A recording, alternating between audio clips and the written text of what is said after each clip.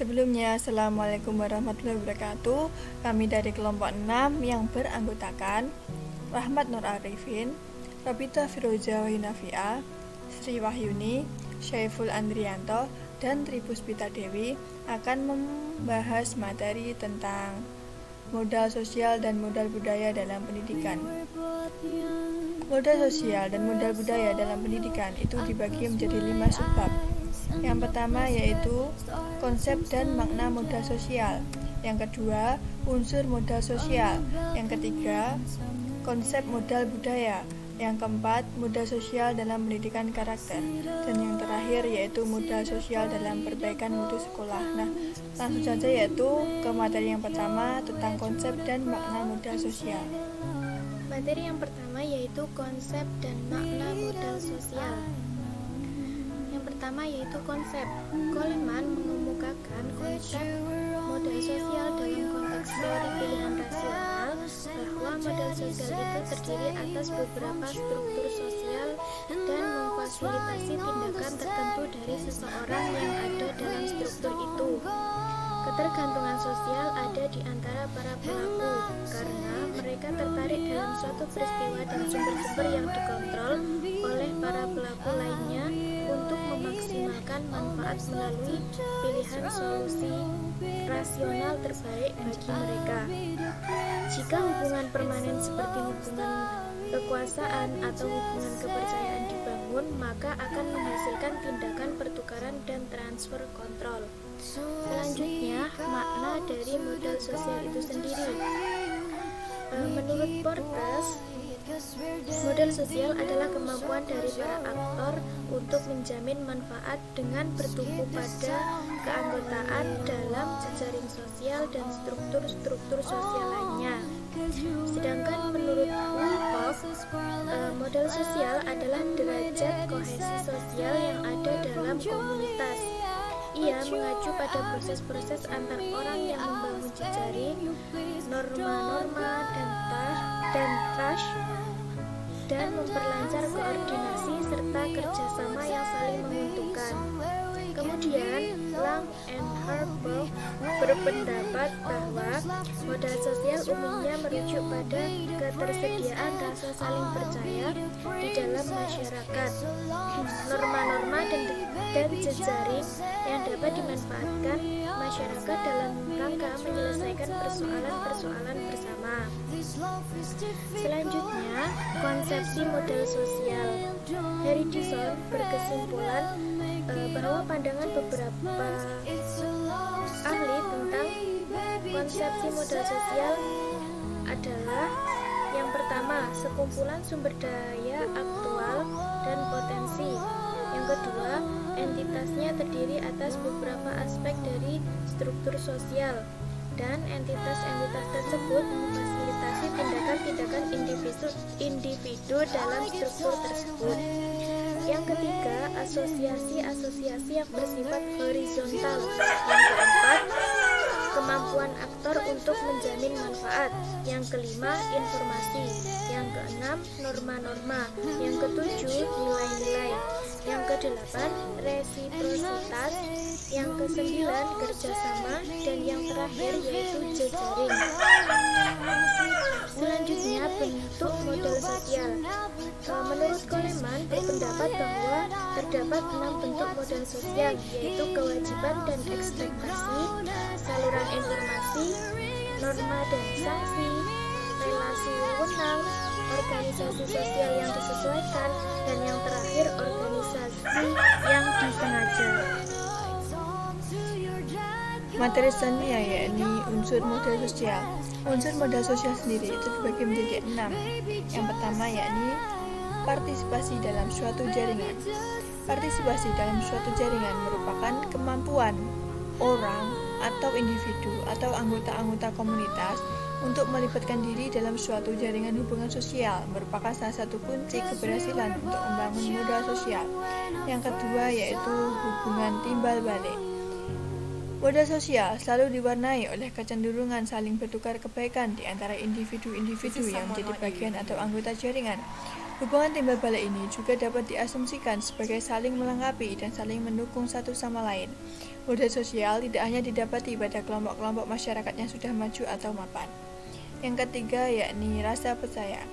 Rasa percaya adalah suatu bentuk keinginan untuk mengambil resiko dalam hubungan-hubungan sosial yang didasari perasaan yakin bahwa orang lain akan melakukan sesuatu seperti yang diharapkan dan akan selalu bertindak dalam suatu pola yang saling mendukung. Rasa percaya menjadi pilar kekuatan dalam modal sosial. Rasa percaya dapat membuat orang bertindak sebagaimana yang diarahkan oleh orang lain, karena ia meyakini bahwa tindakan yang disarankan orang lain tersebut merupakan salah satu bentuk pembuktian kepercayaan yang diberikan kepadanya. Yang keempat yakni norma sosial. Norma-norma sosial merupakan seperangkat aturan tertulis dan tidak tertulis yang disepakati oleh anggota-anggota suatu komunitas untuk mengontrol tingkah laku semua anggota dalam komunitas tersebut. Norma sosial berlaku kolektif. Yang kelima yakni nilai-nilai. Nilai adalah suatu ide yang dianggap benar dan penting oleh anggota komunitas dan diwariskan secara turun-temurun. Nilai-nilai tersebut antara lain mengenai etos kerja atau kerja keras, harmoni atau keselarasan, kompetensi dan prestasi. Selain sebagai ide, nilai-nilai juga menjadi motor penggerak bagi anggota-anggota komunitas. Dan yang terakhir yakni tindakan proaktif. Keinginan yang kuat dari anggota kelompok untuk terlibat dan melakukan tindakan bagi kelompoknya adalah salah satu unsur yang penting dalam modal sosial. Tindakan yang proaktif tidak terbatas pada partisipasi dalam artian kehadiran dan menjadi bagian kelompok, tetapi lebih berupa kontribusi nyata dalam berbagai bentuk. Tindakan proaktif dalam konteks modal sosial dilakukan oleh anggota tidak semata-mata untuk menambah kekayaan secara materi, melainkan untuk memperkaya hubungan kekerabatan, meningkatkan intensitas kekerabatan, serta mewujudkan tujuan dan harapan bersama. Ya, selanjutnya saya akan menjelaskan tentang konsep model budaya. Model budaya merupakan akses penting dalam kehidupan masyarakat. Sebagaimana dijelaskan oleh Lauren dan Weiniger mendeskripsikan model sebagai berikut. Model budaya adalah suatu yang menyediakan akses untuk menghasilkan upah yang bisa menyebabkan monopoli dan dalam keadaan tertentu bisa diberikan dari satu generasi ke generasi berikutnya. Model budaya adalah suatu konsep sosiologi yang dikenalkan oleh Pierre Bourdieu pertama kali menggunakan istilah dalam kultur reproduction sosial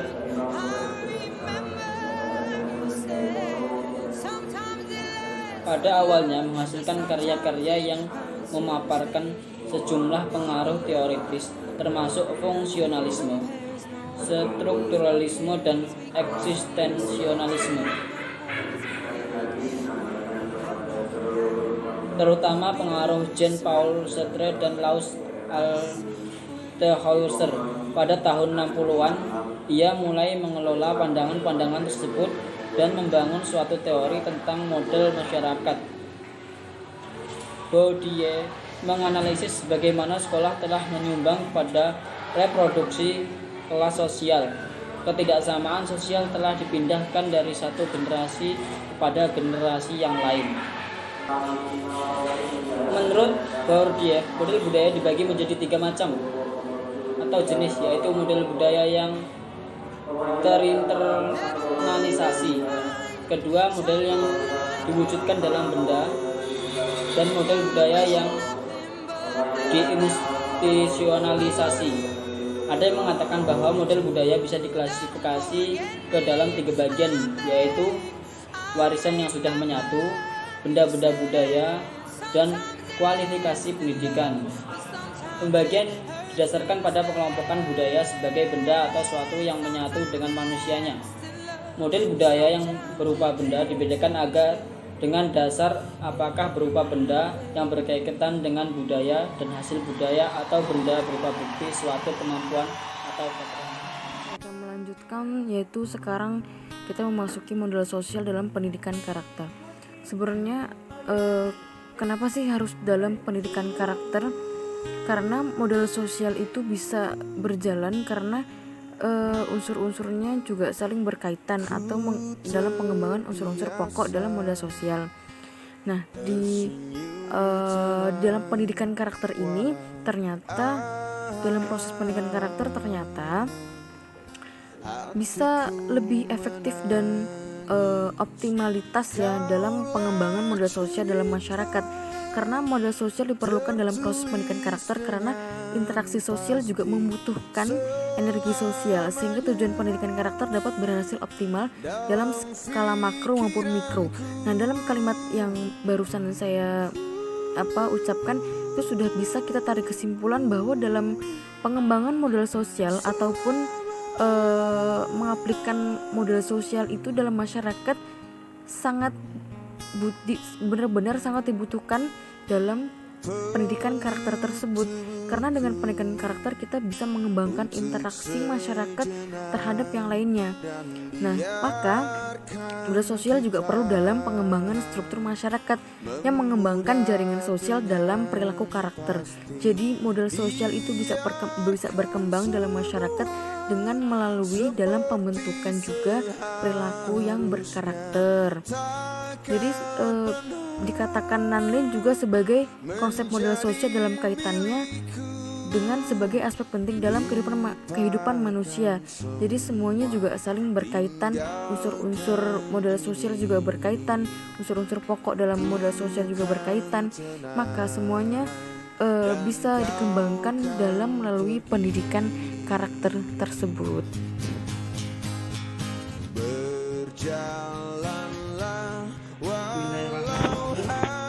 Selanjutnya di sini saya Syaful Andrianto dari kelompok 6, yang dimana saya akan membahas bagian yang kelima, yaitu modal sosial dalam perbaikan mutu sekolah. Nah, tadi setelah dibahas sama teman-teman saya dari konsep dan makna modal sosial, unsur modal sosial,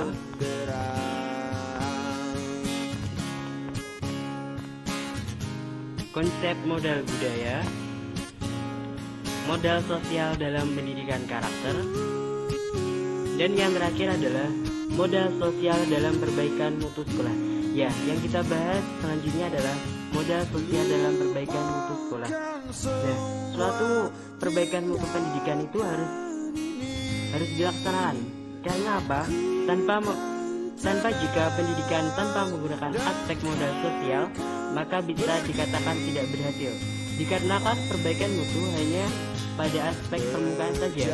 Sedangkan dalam praktek pendidikan, jaringan sosial, kepercayaan, atau terus saling memanfaatkan resources antara warga sekolah sangat dibutuhkan dalam suatu perbaikan dalam pendidikan. Modal sosial dapat digunakan untuk memperbaiki suatu mutu pendidikan sekolah tersebut, seperti terlihat dari beberapa penelitian, yaitu yang pertama, menurut penelitian Swajini Group, elemen modal sosial sekolahan seperti partisipasi, jaringan sosial, timbal balik, kepercayaan, norma sosial, tindakan proaktif dapat meningkatkan suatu mutu pendidikan dalam karakter. Dan yang kedua, menurut penelitian Suharjo, modal sosial dapat memperbaiki mutu pendidikan di beberapa sekolah dasar, yaitu di Kabupaten Malang. Yang ketiga, menurut penelitian Puyosa, modal sosial dapat meningkatkan rekrutmen siswa baru. Modal sosial mengkonstruk informasi, norma, bantuan, jaringan sosial yang berpengaruh positif terhadap perolehan siswa. Yang keempat, menurut penelitian Talia Vero dan Suluk, kepala sekolah dapat mengembangkan dan memperluas modal sosial untuk memperbaiki hasil belajar siswa. Yang kelima, menurut penelitian Basani, ada hubungan antara struktur keluarga, modal sosial dan modal manusia di sekolah yang mengakibatkan disparitas hasil belajar siswa dalam bidang matematika. Semakin baik modal sosial yang dimiliki oleh siswa, maka semakin baik pula hasil belajar oleh siswa.